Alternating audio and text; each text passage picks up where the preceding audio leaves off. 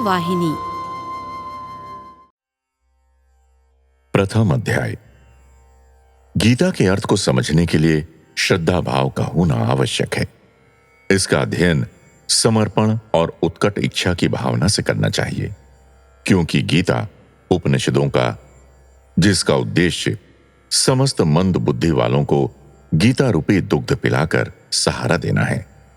कुछ लोगों का तर्क है कि गीता का पवित्र काव्य महाभारत लिखे जाने के पश्चात लिखा गया और उसी का एक भाग है। गीता की साहित्य रचना के बारे में चाहे कुछ भी कहा जाए, उसके सिद्धांत और उपदेश प्राचीन ही नहीं, कालातीत हैं। इसमें कोई संदेह नहीं। चौथे अध्याय के पहले 3 श्लोकों में ऐसा उल्लेख है कि भगवान ने गीता का सर्वप्रथम उपदेश सूर्य को दिया, सूर्य से मनु को, मनु से इक्ष्वाकु को और फिर परंपरानुसार औरों को प्राप्त हुआ। इसलिए यह कालातीत है। गीता की रचना भूतकाल या वर्तमान काल के किसी अमुक निश्चित काल में हुई, ऐसा नहीं कहा जा सकता। आध्यात्मिक साधकों के लिए गीता आधारभूत अध्ययन ग्रंथ है, क्योंकि इसमें किसी अन्य विषय की अपेक्षा साधना और आध्यात्मिक स्थितियों को ही अधिक महत्व दिया गया है। प्रत्येक अध्याय में शांति और ऐक्य पाने की विधि और साधन बताए गए हैं। उन्नति के लिए तीव्र और दृढ़ आकांक्षा का परिणाम साधना है। साधक में उत्कट इच्छा होनी चाहिए, निराशा नहीं। उसमें धैर्य होना चाहिए और उसे सफलता पाने की शीघ्रता नहीं करनी चाहिए। स्वेच्छापूर्ण अपनाई गई बंधन की स्थिति से व्यक्ति को गीता रूपी नौका भावसागर से पार कराकर मुक्त करती है। बंधन मुक्तता मनुष्य का स्वभाव है। गीता उसे अंधकार से प्रकाश में, मलिनता से तेजस्विता की ओर ले जाती है। वह मनुष्य के लिए ऐसे अनुशासन और कर्तव्य बताती है जो जन्म मरण के क्रूर चक्र से बांधने वाली वासना, भावना और प्रवृत्तियों के दोष से मुक्त होते हैं। यथार्थ में तो मनुष्य इस कर्म क्षेत्र में केवल कार्य करने आता है, उन कार्यों का फल प्राप्त करने नहीं। गीता की शिक्षा का मुख्य उपदेश यही है। गीता सब वेदों के अर्थ का सार है। वेदों के पूर्व भाग में यज्ञ और यजन, इन बाह्य कर्मों का उल्लेख है। उपासना जैसी मानसिक अंतर्वर्ती क्रियाओं का उल्लेख बाद में आता है।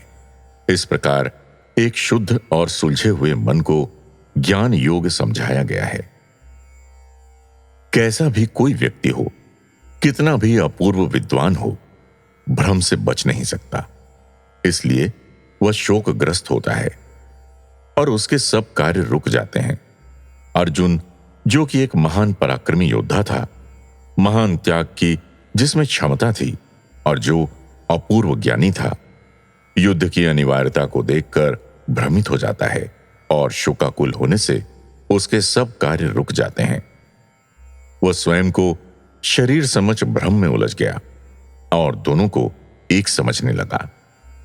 आत्मा पर, जिसको संसार के अनित्य व परिवर्तनशील गुण स्पर्श भी नहीं कर सकते, वह असत्यता और क्षण भंगुरता के गुणों का अध्यारोपण करने लगा। ऐसे भ्रम को वो सत्य समझकर ऐसी असत्य धारणा के परिणाम स्वरूप किए गए अपने कार्यों को वह कर्तव्य और आत्मधर्म समझ बैठा।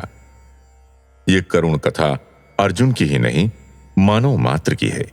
इसलिए गीता का महत्व सर्वव्यापक और स्थायी है। गीता का अध्ययन करना भ्रम के सागर को पार करने की कला प्राप्त करना है। यह भगवान कृष्ण की साक्षात वाणी है। करोड़ों लोगों को इससे सांत्वना और मुक्ति मिली है। यही इसकी दिव्य उत्पत्ति स्थान का प्रमाण है।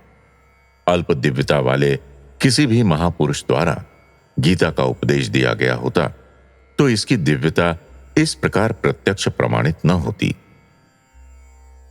गीता के आरंभ और अंत से ही उसके विषय की व्याख्या के बारे में स्पष्ट पता चल जाता है। प्रथम श्लोक धर्म क्षेत्रे कुरुक्षेत्रे में प्रथम शब्द धर्म ही है। 18वें और अंतिम अध्याय का अंतिम श्लोक यत्र योगेश्वरः कृष्णो है, और योगेश्वर शब्द इसमें निहित धर्म की शिक्षा का सार है। इससे यह स्पष्ट होता है कि गीता की शिक्षा का लक्ष्य यही है। धर्म को याद रखो, उसका अभ्यास करो। कितना महत्वपूर्ण है ये शब्द।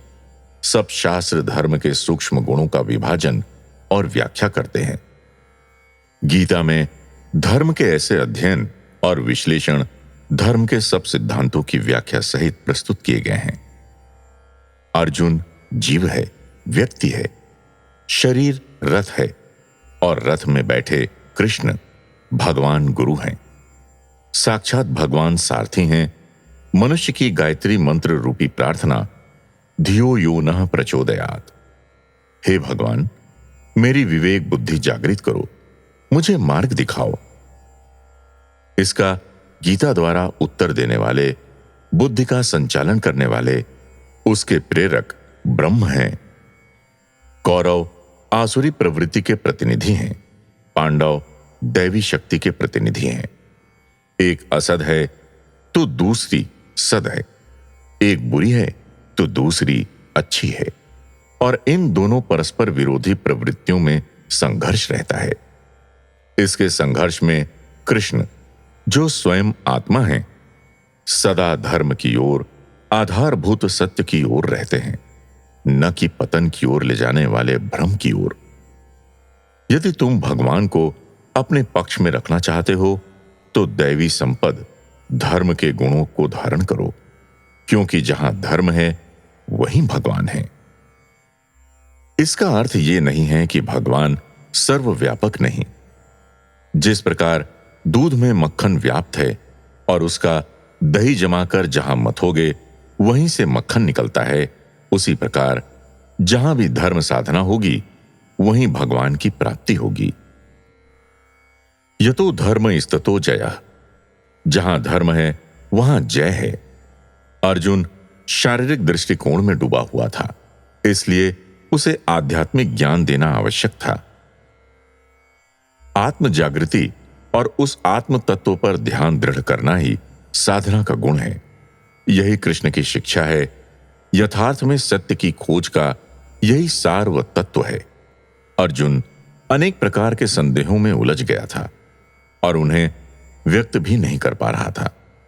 तब कृष्ण ने उसे समझाया, अर्जुन, तुम ये सोचकर दुखी हो रहे हो कि ये सब राजा और राजकुमार जो तुम्हारे संबंधी हैं, तुम्हारे हाथों शीघ्र ही मरने वाले हैं।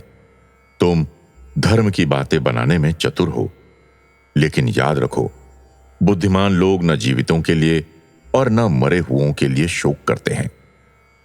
मैं तुम्हें बताऊं क्यों? तुम तो शरीर के लिए शोक करते हो। मरने पर केवल वही नष्ट होता है। शरीर की प्रत्येक बदलती अवस्था पर क्या तुमने शोक किया?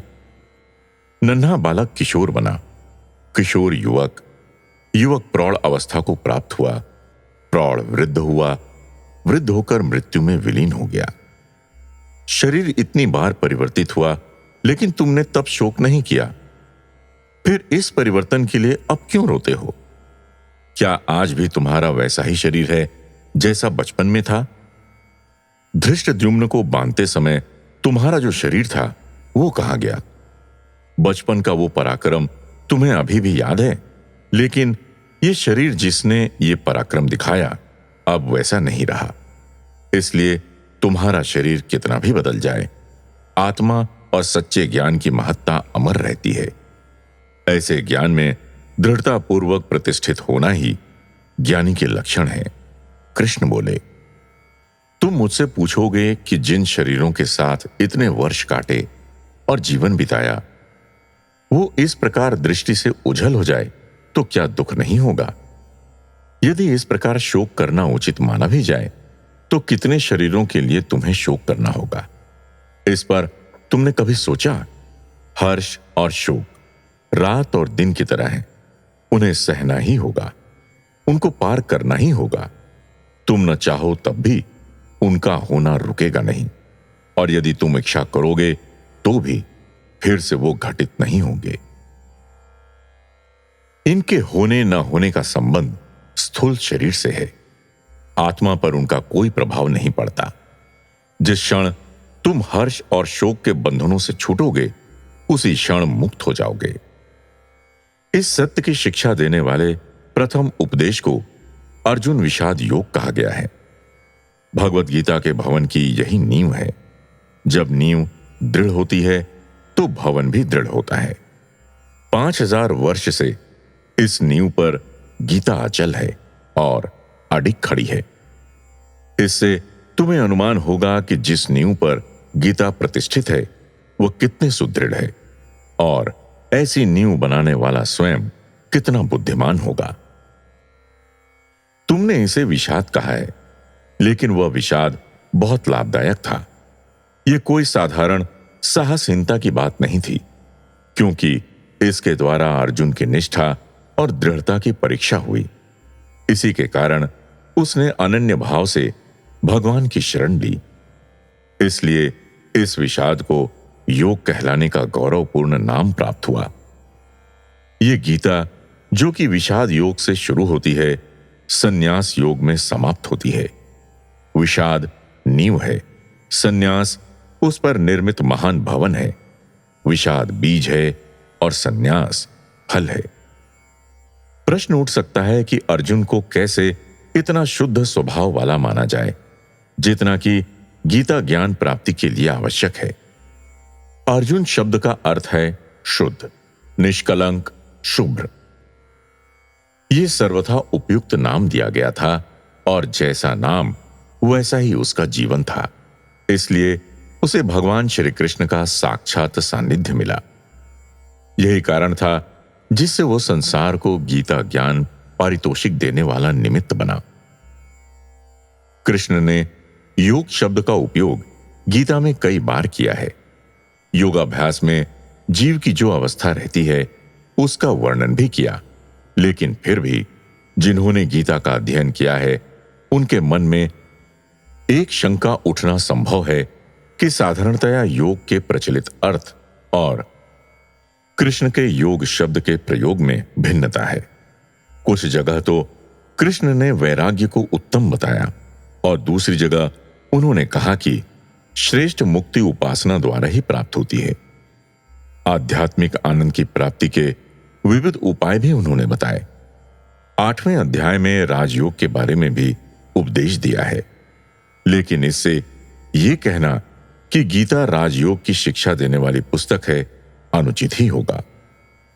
भगवान कृष्ण में पूर्ण समर्पण भाव बाह्य पदार्थ विषयक वस्तुओं से व्यक्ति को बांधने वाले विविध बंधनों से मुक्ति, सत्कार्य और सदाचार के नियमों का पालन, ये गीता के प्रमुख सत्य सिद्धांत हैं। भगवान ने इन्हें श्रेष्ठ प्रकार की शिक्षा और आंतरिक उन्नति के गूढ़ रहस्य कहे हैं। गीता का सच्चा अर्थ सब नहीं समझ सकते। प्रसिद्ध विद्वान और अपूर्व बुद्धि वाले लेखक भी इसके संदेश के रहस्य को नहीं सुलझा सके हैं। टीकाकारों का मत है कि इन सब परिवर्तनशीलता के मध्य में पूर्ण संतुलन या मुक्ति पाने का सिद्धांत अन्य सबसे अधिक आवश्यक है। दूसरी ओर अन्य लोग अपनी परिचित पाश्चात्य दार्शनिक पुस्तकों से गीता की तुलना कर युवा मस्तिष्कों को भी वैसे ही शिक्षा देते हैं। इसमें संदेह नहीं कि पूर्ण त्याग बहुत ही आवश्यक है, लेकिन इसको आचरण में बहुत कम लोग उतार पाते हैं। यदि किसी भी आध्यात्मिक शिक्षा को विश्वव्यापी सर्वमान्यता प्राप्त करनी है तो उसके नियम ऐसे होने चाहिए जिनको प्रत्येक व्यक्ति अपनी दिनचर्या और कार्यों में अनुभव करे, उन्हें अपने आचरण में उतार सके।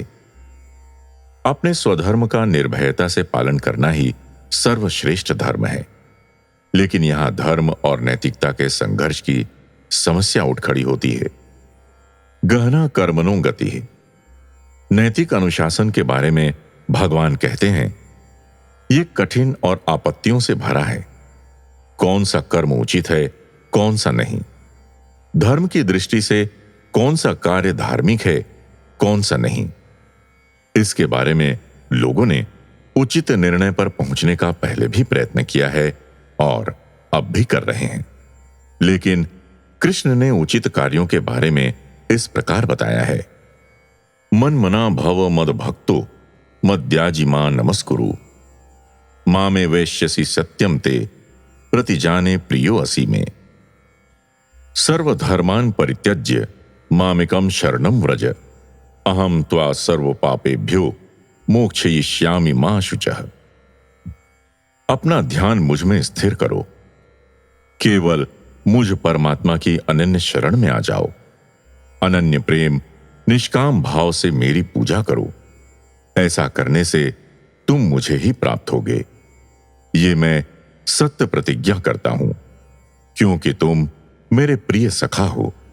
यही मेरी शिक्षा है, अनुग्रह है। मुझे प्राप्त करने का यही मार्ग है। संपूर्ण कर्मों के फल की आशा को त्याग कर केवल मेरी शरण में आओ। शोक मत करो, मैं तुम्हें सब कार्यों के परिणामों से मुक्त कर दूंगा। आह, इन 2 श्लोकों के अर्थ और महत्व पर ध्यान दो। क्या ये समर्पण तुमको इस संसार में आने, रुकने और जाने के चक्र से बचाने और मुक्त करने में पर्याप्त नहीं है?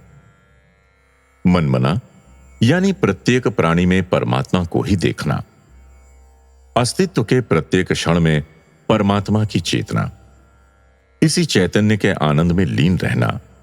मदभक्त अर्थात परमात्मा के प्रति निश्चल भक्ति और प्रेम के परिणाम स्वरूप उत्पन्न संबंध में एक रूप हो जाना। मदयजी का अर्थ है कि छोटे बड़े सब कार्य, इच्छा, संकल्प, वृत्ति, कृति, फल प्राप्ति, आरंभ से अंत तक कृष्ण को अर्पण कर दो और अपने सब मोह को त्याग कर सब कार्य निष्काम पूजा समझ विरक्त भाव से करो। भगवान तुमसे यही चाहते हैं। ऐसा पूर्ण समर्पण करना वास्तव में कठिन है। फिर भी व्यक्ति यदि थोड़ा भी प्रयत्न करे तो भगवान स्वयं उसे पूर्ण समर्पण करने का धैर्य व शक्ति देंगे।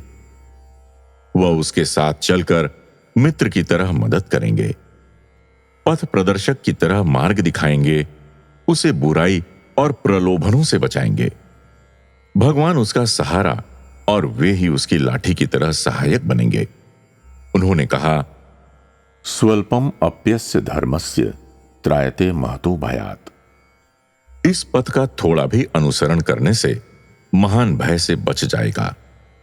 धर्माचरण स्वयं आनंद का स्रोत है। इस मार्ग में बहुत कम बाधाएं हैं। भगवान की यही शिक्षा है। मामे वैश्यसी, तुम मेरे पास आओगे, तुम मेरी प्राप्ति की ओर आओगे, अर्थात तुम मेरे रहस्य को जानोगे, तुम मुझ में प्रविष्ट होगे, तुम्हें मेरा स्वभाव प्राप्त होगा। इस प्रकार सदृश्य परमात्मा स्वभाव की प्राप्ति, सालोक्य परमात्मा में लीन, सायुज्य परमात्मा स्वरूप, शब्दों का अर्थ कृष्ण ने बताया। जब व्यक्ति प्रत्येक में परमात्मा को देखने की अवस्था प्राप्त कर लेता है, जब ज्ञान का प्रत्येक साधन उसी एक परमात्मा का अनुभव कराता है, वही दिखता है, सुनाई देता है, रस, गंध, स्पर्श में भी परमात्मा का ही अनुभव होता है, तब ऐसा व्यक्ति परमात्मा के शरीर का एक हिस्सा बन जाता है। परमात्मा उसी के साथ रहता है, इसमें कोई संदेह नहीं। अपनी उन्नति के लिए इस कर्तव्य को आरंभ करते ही तुम्हें प्रथम प्रयास में ही एक नई शक्ति मिलेगी। एक अत्यंत पवित्र नए आनंद से तुम रोमांचित हो जाओगे। तुम पूर्ण परमानंद का आस्वादन करोगे। तुम में एक नई पवित्रता की स्फूर्ति भर जाएगी। ये धर्म असाधारण व्यक्तियों के लिए नहीं बनाया गया। ये सभी को प्राप्य है, क्योंकि परमात्मा को सभी चाहते हैं। सब में इस पहचान की विवेक बुद्धि है कि इस परिवर्तनशीलता के पीछे एक मौलिक आधार है। अत्यंत अधम पापी भी जब पश्चाताप की पीड़ा से विहल हो भगवान की अनन्य शरण में जाता है, तो वो भी उसी क्षण स्वच्छ हृदय हो पवित्र बन जाता है। इसलिए भगवान की आज्ञा है कि प्रत्येक को अपने विशिष्ट धर्म का पालन करना चाहिए। प्रत्येक को अपना जीवन अपनी सभ्यता के आध्यात्मिक आधार पर रचना चाहिए और बाह्य पदार्थ विषयक दृष्टि को त्याग कर परमात्मा की वाणी को सुनना चाहिए। प्रत्येक भारतीय भारतवर्ष के मार्गदर्शक गोपाल की वाणी सुनने का विशिष्ट अधिकारी है।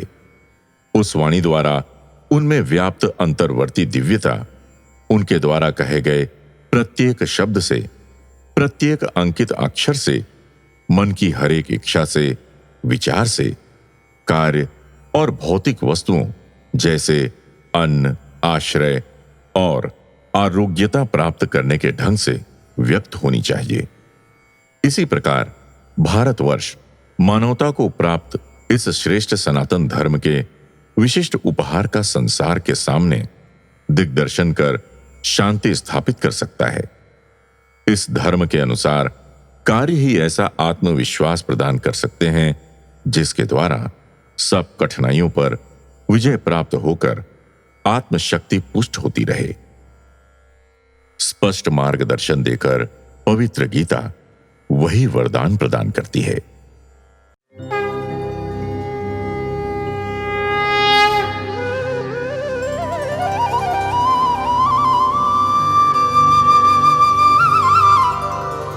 आप सुन रहे हैं भगवान श्री सत्य साईं बाबा की दिव्य लेखनी से रचित पुस्तक गीता वाहिनी।